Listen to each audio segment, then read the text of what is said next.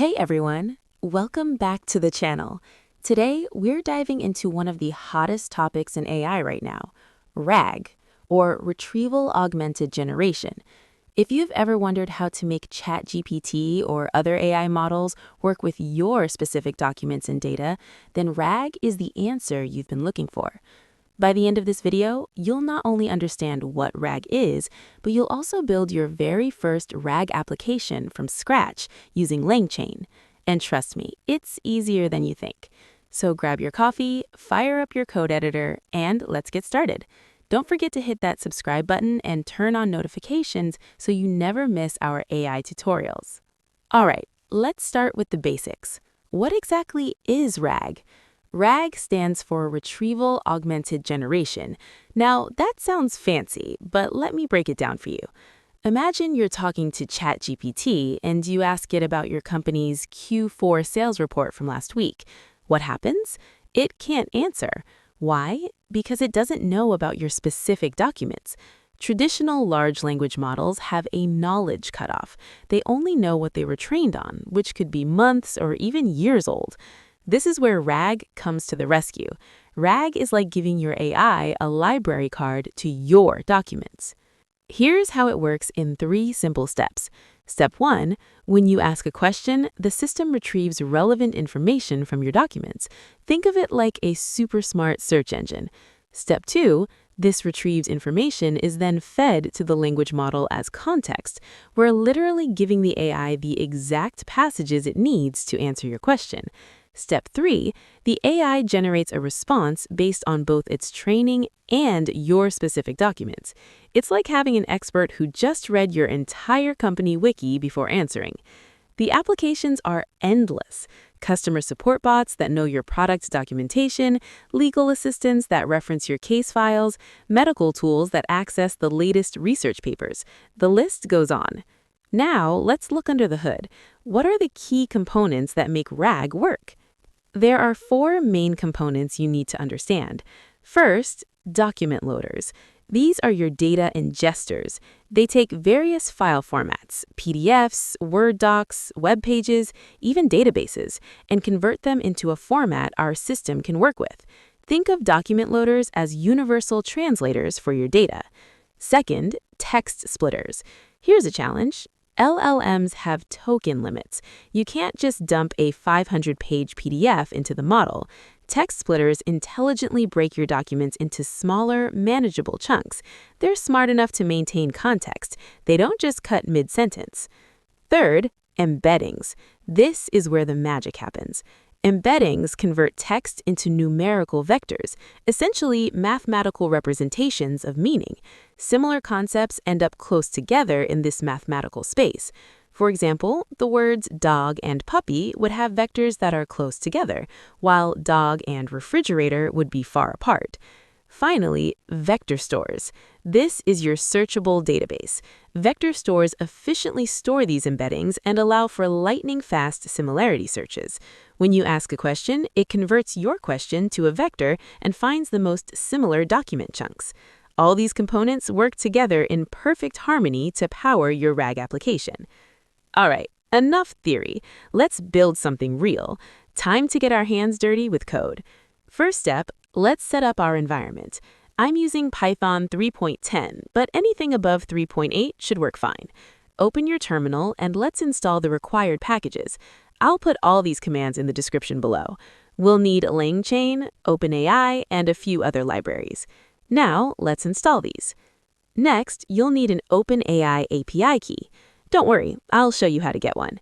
Head over to platform.openai.com, create an account if you haven't already, and generate an API key from the API keys section. Create a .env file in your project directory and add your key. Important: never commit your API keys to GitHub or share them publicly. Always use environment variables. Perfect. Our environment is ready. Let's start coding. First step, loading our documents. I've prepared a sample PDF about artificial intelligence that we'll use for this demo. You can use any PDF you want, company policies, research papers, your favorite book, whatever you'd like to chat with. Let's create a new file called ragapp.py and start with the imports.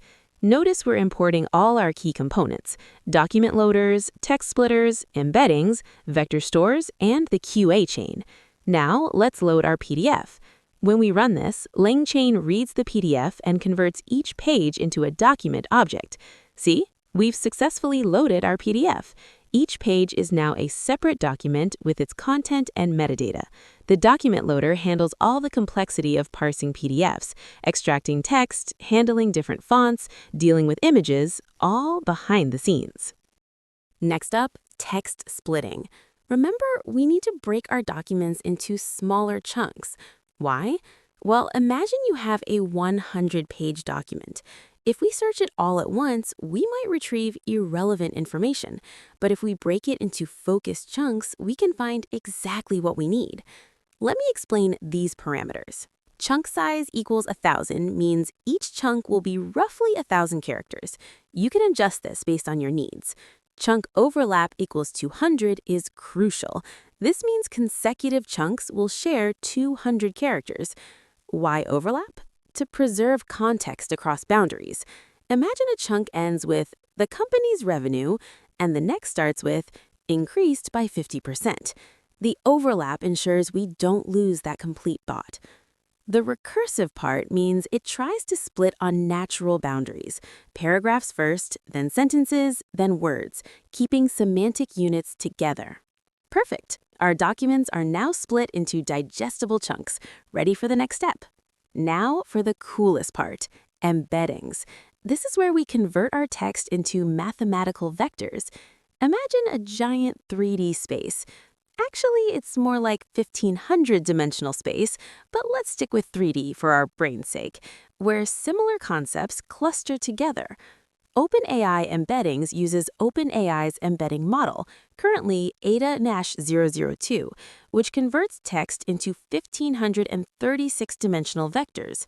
Each chunk gets sent to OpenAI's API, converted to a vector, and returned. This happens for all our chunks. Chroma is our vector database. It's lightweight, easy to use, and perfect for development. Other popular options include Pinecone, Weaviate, and Face, but Chroma is great for getting started. The persist directory parameter saves our vector database to disk. This means we don't have to recreate it every time we run our app. Huge time and cost saver. After running this, you'll see a new ChromaDB folder. That's your vector database. So to recap, text chunks go in, get converted to vectors, and are stored in Chroma where we can search them lightning fast. We're in the home stretch. Now let's build the actual question answering system. Chat OpenAI with GPT 3.5-Turbo is our language model. You could also use GPT-4 for better quality, but it's more expensive. Temperature equals 0 means deterministic outputs. Same question, same answer. Higher values make it more creative, but less consistent. Retrieval QA is the magic glue that connects everything. Here's what happens when you ask a question. 1. Your question gets embedded into a vector. 2. The retriever searches the vector store for the k most similar chunks. We set k equals 3. 3. Those chunks are stuffed into the prompt as context. That's what chain type equals stuff means. 4. The LLM generates an answer based on that context. Return source documents equals true is super useful. It shows us exactly which chunks were used to answer the question, making the system transparent and debuggable. And there you have it, a complete RAG application in less than 50 lines of code. Before we wrap up, let me show you some quick ways to enhance this app. Enhancement number 1, add a conversation interface. Now you have an interactive chatbot. Enhancement number 2, support multiple document types. Now you can handle PDFs, text files, and Word documents. Enhancement number 3, add metadata filtering. This lets you search within specific documents only. And if you're feeling ambitious, you could wrap this in a Streamlit or Gradio UI for a beautiful web interface.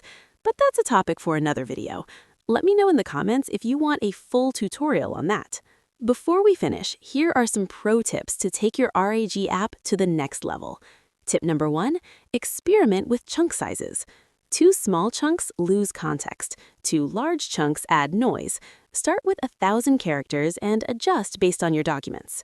Tip number 2, Use proper document pre-processing. Clean your documents before embedding. Remove headers, footers, page numbers. Garbage in, garbage out. Tip number 3, implement caching. Don't re-embed documents every time. Use persistent storage and only process new documents. Tip number 4, monitor your costs. Embedding calls and LLM calls cost money. With OpenAI, embeddings are cheap, but they add up at scale. Consider caching and batch processing. Tip number 5, add error handling. Production apps need robust error handling. Don't let your app crash on edge cases. Tip number 6, test with diverse questions. Test edge cases, vague questions, questions outside your document scope, multi-part questions. See how your system handles them. And there you have it. We've just built a complete RAG application from scratch. Let's quickly recap what we learned. We understood what RAG is and why it's revolutionary. We learned about the 4 key components: document loaders, text splitters, embeddings, and vector stores. We built a working RAG app with LangChain in under 50 lines of code. And now we can chat with our own documents. Where can you go from here? Build an RAG app for your company's documentation. Create a personal research assistant for your notes and papers. Integrate it with Slack or Discord for team knowledge sharing.